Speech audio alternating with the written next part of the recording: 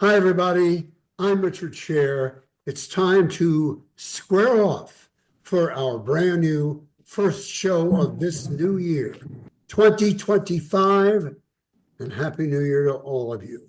Our special guest today is a one-on-one exclusive interview with Baltimore City Police Commissioner Richard Worley, who's been in the job a little over a year now, sworn 18 in. months. No, Yes, June 9th of 2023. that's when you were sworn in? Now, I wasn't sworn in until October, but I officially took over on June the 9th. And since then it's been very interesting. A lot of interesting things have happened in the city, but a lot of great work has also happened. That is very true. I want to wish you and all of your wonderful officers and your personal family a very happy and healthy New Year, Commissioner. Thank you, sir, and same All right, to your family. let's go back. Thank you, sir. Back on November 25th, you announced the dismantling of multiple criminal organizations and the arrest of 40 individuals charged with drug trafficking and firearm offenses. This occurred throughout the Southwest as part of the city's group violence reduction strategy. State's Attorney Ivan Bates says the arrests are a significant victory for the people of Baltimore. Tell us about this.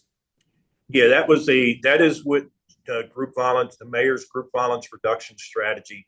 That is the goal of the group violence reduction strategy. Number one is we want to offer services to those who wish to put down the firearms and stop the violence. The 40 individuals that we indicted chose not to do that. They chose to continue the violence and continue to plague the neighborhood with violence. So our group violence unit did an investigation. It started out as a small investigation and just kept growing. So we had to employ our federal partners as well. So this was a true collaboration of federal, state, and local partners. And it was a several-month investigation, and it led to the indictments of 40 individuals. And it took over 60 firearms off the street, hundreds of pounds of cannabis, lots of other drugs and money that we did over the several months of the investigation. And hopefully it's going to make that southwest part of the city a lot safer because it's some historical areas. But with that comes the real work after the tougher work.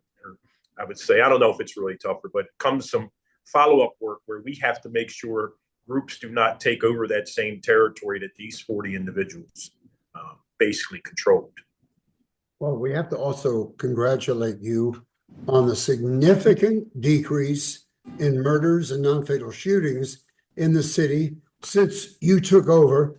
What are you doing differently to make this happen? I think the biggest thing is that the men and women, I came from within, so I think I have a lot of credibility among the men and women, but it's the partnerships. It's not, no one entity could do this by themselves. The mayor put together a group violence reduction strategy. It's a three-pronged process of the mayor, the state's attorney, and the police commissioner. And it's the third time we've tried this, but it's the first time that all three main components were working together, and we do work together. But I would say it's a lot of it is the great work of the men and women that go out there every single day and do the groundwork. The men and women mainly in the blue uniforms and the basically alternative uniforms that are out there taking the drug dealers and the guns off the street. So I give all the credit to them because they do the hard work. My work was easy. It's just try to lead them in the right direction. How long have you been on the force here in Baltimore? I am in my 27th year. Well, congratulations. Thank you. That is really terrific. There seems to be a significant difference because you are the commissioner and Ivan Bates is the Baltimore City State's Attorney. That whole office, and you're working with the U.S. Attorney, everything seems to be different and more focused. Now, that's only my opinion. What do you think? No, I agree. It's like the group violence reduction strategy was was something that the mayor put together. And what it does, it's not it's a law enforcement process, but the first part is that we want to give these young men and women an opportunity to put down the guns and find an alternative way of life, because it never ends well for them. If you continue to carry the guns and you continue to do the violence, you don't have to take the services, but we offer you services. And over 200 individuals have taken the alternative services and put the guns down. Unfortunately, those who don't end up like the 40 that we indicted, and the hundreds of others that we take off the street and arrest. But it's the three parts of the system: mayor, state's attorney, and police commissioner are working together better than ever. It's the first time we've all worked together with this strategy, and it shows that it works. But we also have several other partners. We have Monsi, we have Roca, we have YAP, who offer those alternative services. But like this last investigation, we needed the U.S. attorney, we needed ATF, we needed DEA, FBI, the sheriff's office, school police. It was so big that everybody was involved and helped along the way. Are you aware that there are people who live outside of Baltimore who, since Freddie Gray, refuse to come into the city? They're afraid of violence. They're afraid of the carjackings. I mean, the perception is that although the numbers are decent, and we'll talk about juvenile crime in a little while, but the fact that the numbers are decent, it's not convincing people that it's a safer city. Is it a safer city? Yes, it's a much safer city. And that is the toughest thing. That is probably the toughest part of every officer's job and my job, is to get people to feel safe. Because I can read you numbers all day and tell you how safe the city is. But if you still don't feel safe, then we still have work to do. So we're still going to have carjackings. We're still going to have robberies. We're still going to have shootings. Our carjackings are down. And earlier in the year, we were up significantly in robberies, and we've actually gone down now 2% in robberies because of the hard work of the men and women. Carjackings were up significantly, and we changed our deployment. And now the criminals have changed their deployment. So I think all the processes are working together, and our men and women are doing a fabulous job with the resources we have and the skill sets that our members have. I think I would put us up against anybody in the country. But we can't do it alone. We have all of our partners that we have to reach out to help us achieve these goals. But it's just something that we want people to come into the city. I would say that if you haven't been into the city, come down and take a look, because things are different. You're not greeted with squeegee kids on President Street. That problem was basically taken care of pretty much by the mayor's office. He didn't involve the police a whole lot. He gave these kids alternative services. There's still a few around, but you come to the city, the city is a great place. And if you don't come to it, you're missing a huge change that you probably haven't seen or even understood or noticed in the last couple of years.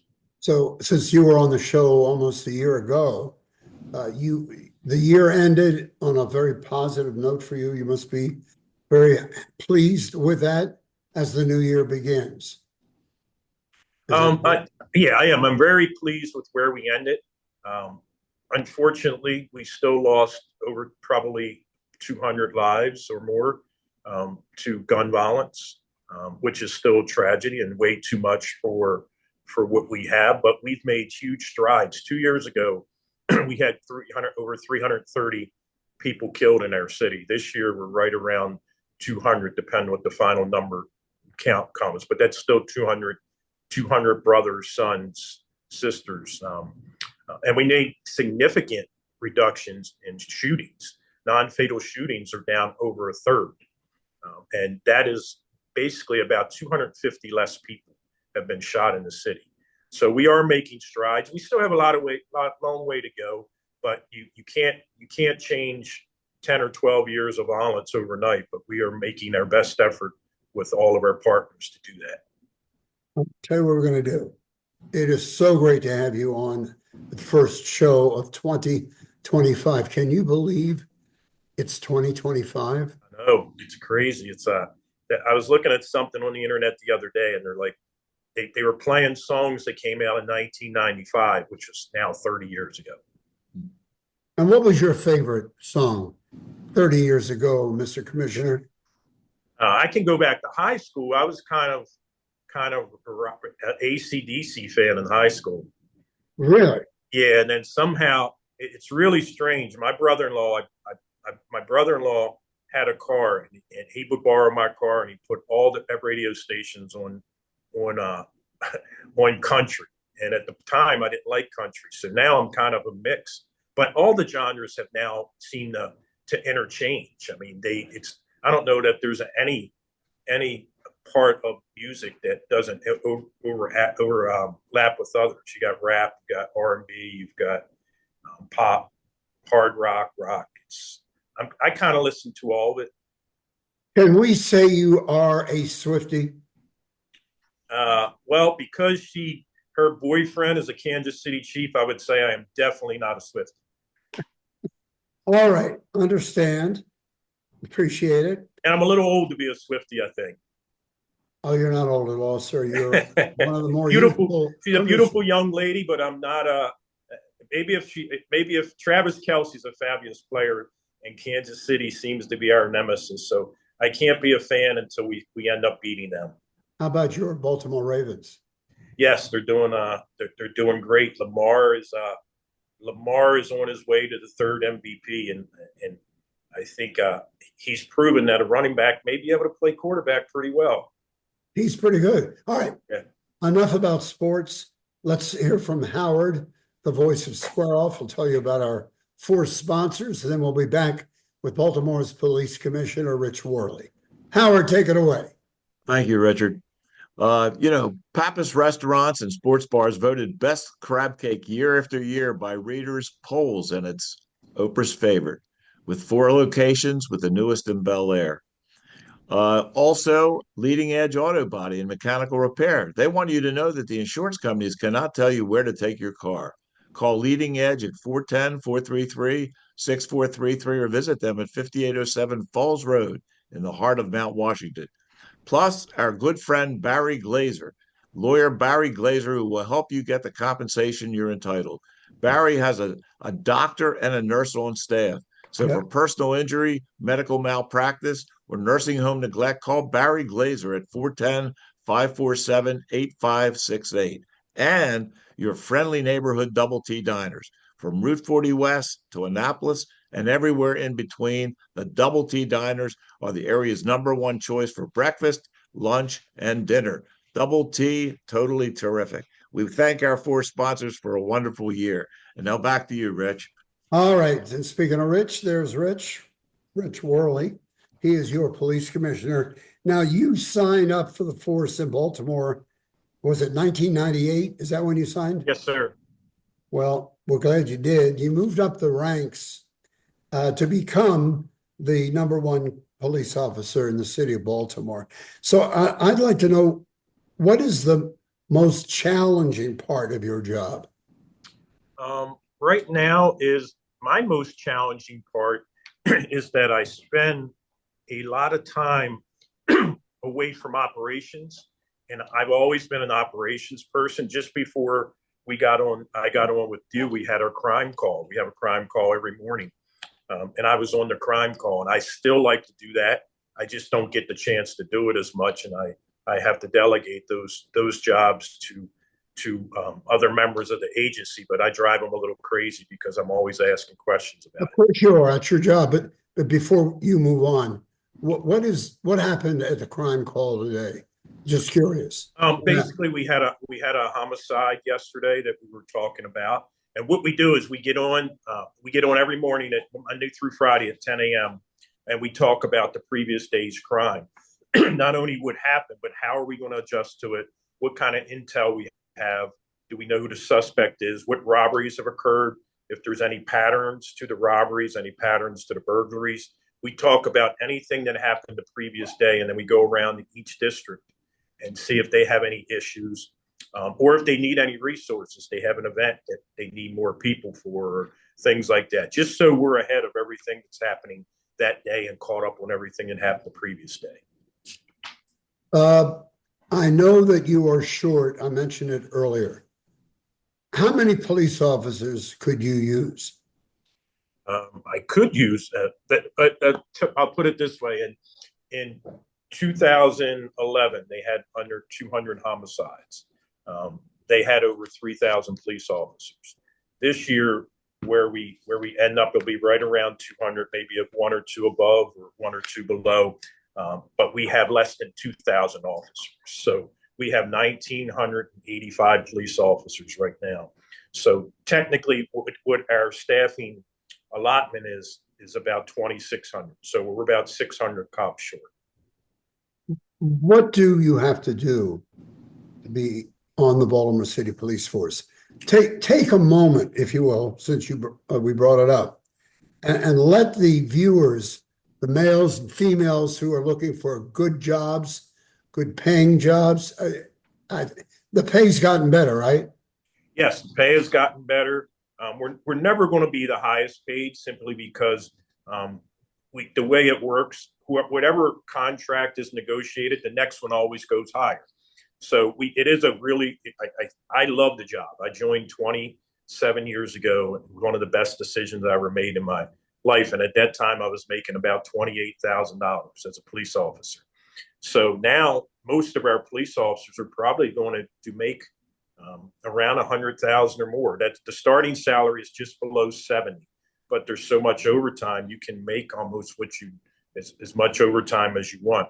But all you have to do is log on to our website, BPD Police, Baltimore Police, anything like that. You can Google it or however, it'll take you to our website, and then you can sign up online anywhere in the nation. We have almost every class we go and speak to them, and there's just about every class has somebody who comes from California. So you can do the whole processing. Some of our community members and businesses have helped us when we have to bring people in town, have helped us get them locations to stay. So our community has stepped up. But basically just come for a great job, great experience, in one of the best cities in the country that just goes unnoticed because of some of the TV shows that have portrayed us as a very violent city. How harmful has that been? Homicide, life on the street, the corner, the wire. The Wire, yes. You know, you tell people outside of Maryland, where you're from Baltimore, oh my gosh, your city, I saw it on Homicide, Life on the Street. What a city. I know it's difficult to change the image. It is, but you also have to admit they were some great shows. Maybe if the shows weren't so great, people wouldn't have watched them and the city wouldn't have that reputation. But you have to admit they were some really good TV shows. I watched them. And it was actually part of the reason why I became a cop, because I saw that my degree was in criminal justice. But it's not reality, and people have to separate TV from reality.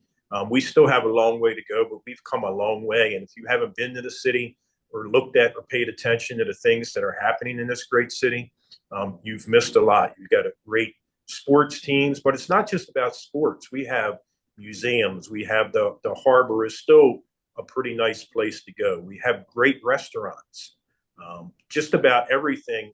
My wife is constantly looking at stuff as to where we are going to eat.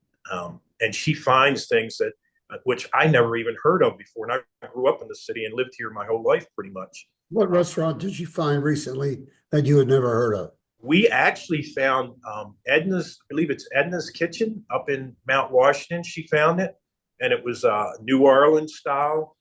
There's a couple places, right? My son is a vegan, and I wish I could remember the place, but it's right on 36th Street. He found it, and I'm not a vegan, so I was a little hesitant, but the food was fabulous. But there's so many places that are hidden gems in this city that people are missing out on by not coming down and trying it. And it's pretty easy to find. Look online, because it'll give you some of the best places to eat. And of course, you always have the staples of Phillips and some of the other big places in the city that are always going to be there. Capitol Grill, I discovered Capitol Grill for the first time this year. So that's probably might be my favorite. I haven't been there, that's where we had our Christmas party, but that might be my favorite. But it's also very close to my office. So. Well, not to mention the roast beef and the steaks and so forth and so on. But getting back to your job as the commissioner of police, we all know that the murders, non-fatal shootings are statistically down, but juvenile crime has really erupted or had erupted in the city. I mean, you guys arrested a 12-year-old with a loaded gun. Is that what you Yes. did? Yes. So, what is the upsurge and the uptick here in juvenile crime? I think it's a very complicated issue, and it all goes back to I think what's happening is these young people have no direction. They have some. A lot of them don't have parents. They have aunts, uncles, and grandparents that are trying to raise them. But you also got to look at one of the things that really, really hurt this younger generation was COVID, because they had their schools taken shut down, so they didn't have the interaction and their social skills. And I think that's part of the problem. And then some of the times when we keep arresting the same individuals, it's getting better with that. We are working with Department of Juvenile Services to come up with a better system and to hold these young people accountable. But I think the problem is that the system has to be the disciplinarian for these young people, and that's not the way it's supposed to be. You're like, I didn't need a system to tell me I'm not supposed to do something. My dad or my mom were the ones. I was more worried about what they were going to do than anything else. Or what they would say to me, or the worst thing is say they're disappointed in something I did. That was worse than anything they could have done. So I think the fact that these young people are growing up without a role model or without a parent is the first problem. So when we arrest a 12-year-old, I mean, is the 12-year-old really to blame for that, or is it because no one told him that that's right or wrong? But once we do have them, there's got to be discipline. There's got to be something that's going to deter them from doing that behavior again. And if that's not the case, it's like with all of us as kids. We got away with whatever our parents would let us get away with. And I think it all goes back to the family. There's a lot of family issues that we need to give wraparound services to, so these kids become productive members of society, because that's our future. There's so many fatherless families where there is no male example, a role model for them to see, as you mentioned. So they get into trouble. But I would say that a very high percentage of these juvenile offenders have been there before. They're repeaters, and they're 12, 15, 16, 17, and they don't. I think what you're saying about role models is very, very significant. I do. Yes, it's something that, and then I'd be remiss if I didn't point out that we are talking about a very small percentage of the young people in our city. There are young people in our city that are doing fabulous things in high school, and middle school, and winning contests and getting scholarships that are never really talked about because of the ones that cause the crime or what makes the news. And you're right. This is part of the system. When if you get a young person and they commit a crime, it usually starts out as something small. But if they're not punished for that, they're just going to keep moving up until, unfortunately, they either become a victim of a shooting or a homicide, which is no coming back from. But the fact that they have to have some type of discipline when they do something, when they do a bad act, they have to be punished, whether it's community service or whatever it is. It doesn't have to be jail, but it's got to be something that deters them from going back and doing that same behavior or something worse. And you have some pretty good numbers to suggest that a significant number of these offenders are taking you up on your advice to go the right way rather than the wrong way. That seems to be working. Yes, I think it's working. I think we're getting better at all of this. I think with working with all the services, Secretary Sherardi and I and the state's attorney, we all want the same thing. Sometimes we don't always agree on things, but that's part of life. Everybody's not going to agree. but I think we all want the same thing. And the mayor is huge with this. We all want our younger generation to succeed. Somebody asked me in my family the other day, what was the worst thing that you've seen as a cop?